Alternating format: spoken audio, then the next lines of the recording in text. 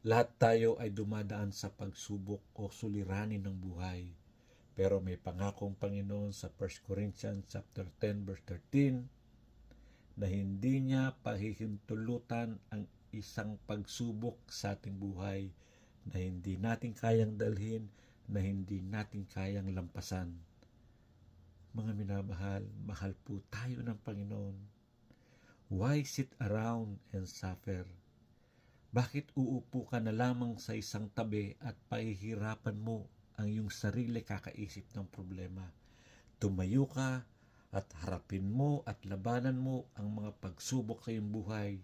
At ang pangako ng Panginoon, hindi kayo naiiwanan at pababayaan. Malalampasan mo ang lahat ng yan, at pag nalampasan mo ang mga bagay na yan, magiging matatag ka sa laban ng buhay. At tandaan